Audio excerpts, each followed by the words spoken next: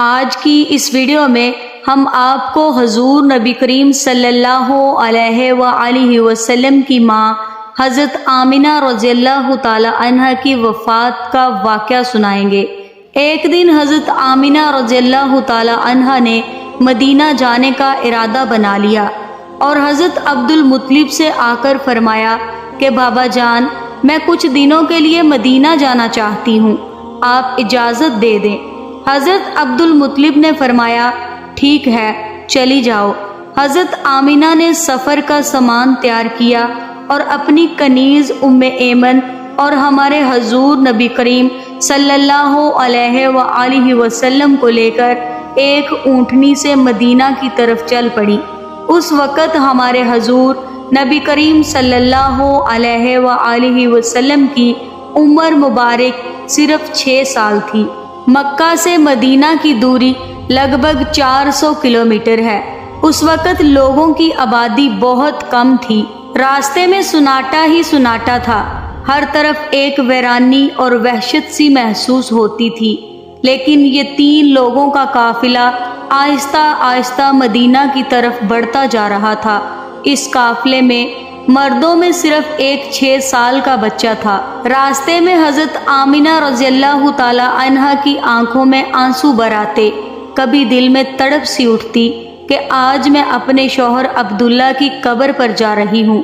میں جا کر مدینہ میں رہنے والے لوگوں سے پوچھوں گی کہ وہ کیا منظر تھا جب میرے شوہر اپنی زندگی کی آخری سانسیں لے رہے تھے، انہیں کیسا درد تھا۔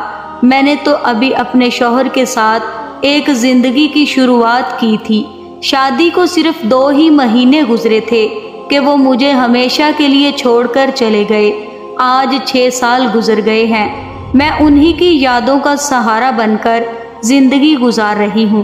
پرانی یادوں کا ایک طوفان تھا جو حضرت آمنہ کے دل میں بھرپا تھا۔ اونٹنی مدینہ کی طرف بڑھتی گئی۔ 10 دنوں کا سفر کر کے حضرت آمنہ مدینہ پہنچی۔ گھر پہنچتے ہی حضرت آمنہ نے جیسے ہی اپنی ماں کو 6 سال کے بعد دیکھا تو شوہر کا وہ غم جو ابھی تک دل میں تھا وہ ابھر کر چہرے پر آ گیا، اور پھر حضرت آمنہ اپنی امی سے لپٹ کر زور زور سے رونے لگی۔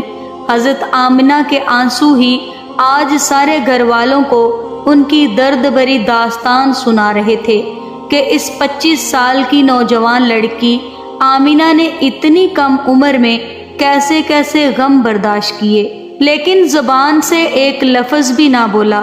آج 6 سالوں بعد اپنی ماں پر نظر پڑی تو حضرت آمنہ اپنے آپ پر قابو نہ کر سکی اور اپنی امی سے لپٹ کر سب کچھ کہہ ڈالا۔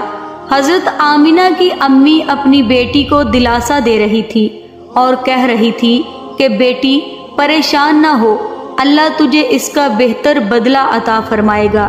حضرت آمنہ کی امی نے جب حضور کریم صلی اللہ علیہ وآلہ وسلم کو دیکھا تو بہت خوش ہوئی اور ہر ایک کے سامنے تعریفیں کرتی نہ تھکتی کہ ذرا میرے نواسے کو تو دیکھو، اللہ تبارک تعالیٰ نے اسے کیسی خوبصورتی عطا فرمائی ہے۔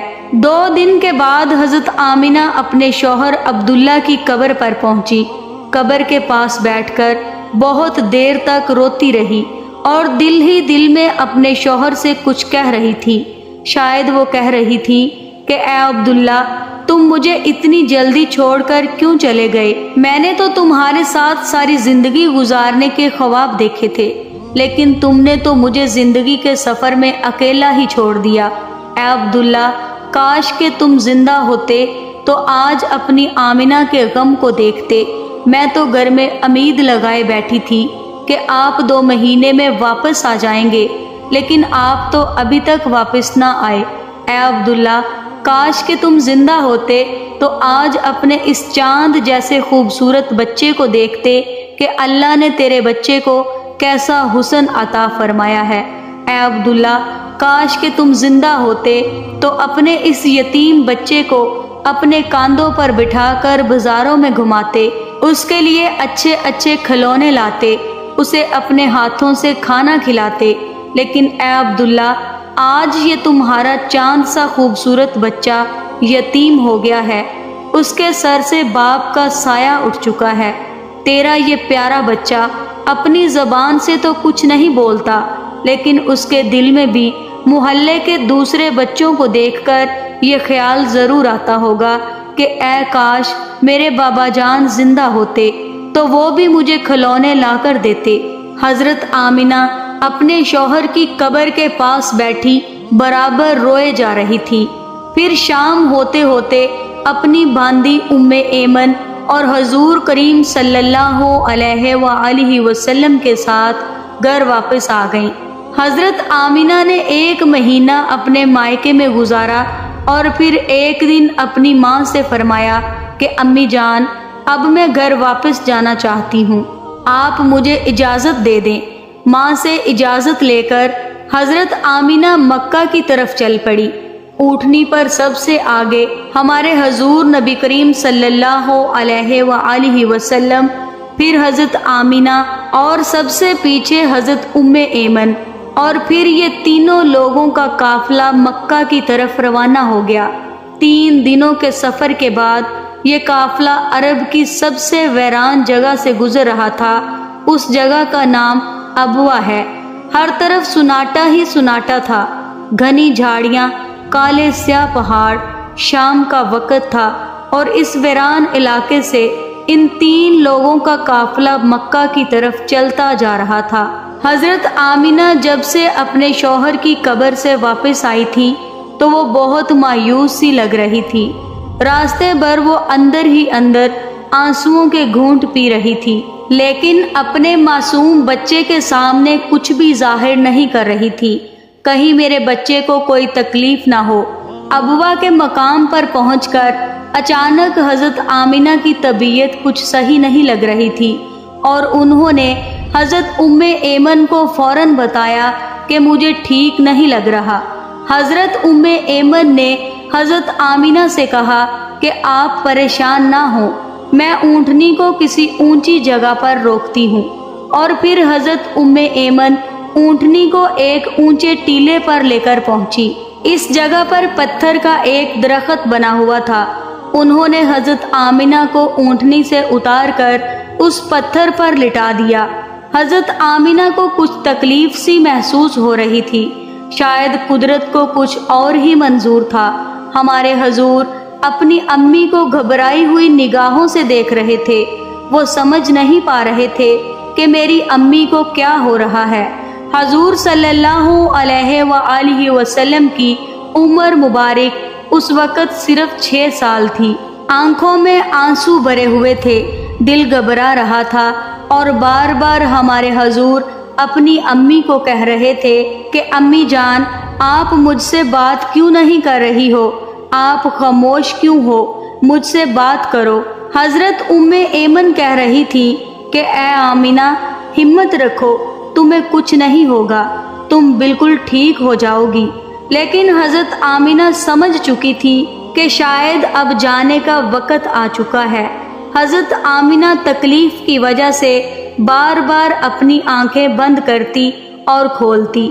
حضرت آمنہ آنکھ کھول کر اپنے 6 سال کے بچے کو دیکھتی اور دل ہی دل میں سوچتی کہ اب میرے اس یتیم کا کیا ہوگا۔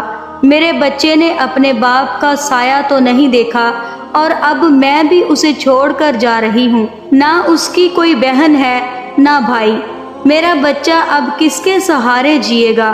لیکن ہمارے حضور صلی اللہ علیہ وآلہ وسلم اپنی امی کو ہلاتے اور روتے ہوئے پوچھتے کہ امی جان آپ کو کیا ہو رہا ہے۔ شاید ہمارے حضور بھی کچھ سمجھ چکے تھے، لیکن پھر بھی 6 سال کا بچہ کیا جانے کہ اس کی ماں کو کیا ہو رہا ہے۔ آج تک ہمارے حضور صلی اللہ علیہ وآلہ وسلم نے کسی کا انتقال ہوتے ہوئے نہیں دیکھا تھا۔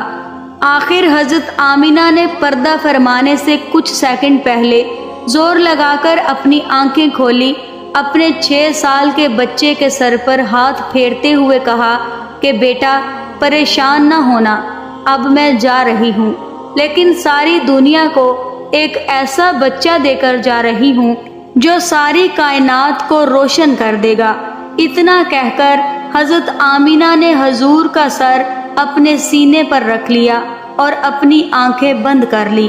حضور صلی اللہ علیہ وآلہ وسلم نے محسوس کیا کہ میری امی کی کوئی آواز نہیں آ رہی، تو سر اٹھا کر دیکھا تو حضرت آمینہ وفات پا چکی تھی۔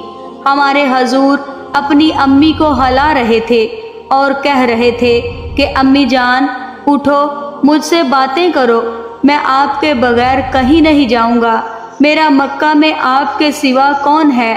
ہمارے حضور صلی اللہ علیہ وآلہ وسلم روتے ہوئے اپنی امی کو اٹھا رہے تھے۔ حضرت ایمن بار بار ہمارے حضور کو دلاسا دے رہی تھی اور کہہ رہی تھی کہ بیٹا تمہاری امی ہم سب کو چھوڑ کر جا چکی ہے اور اب کبھی واپس نہیں آئیں گی۔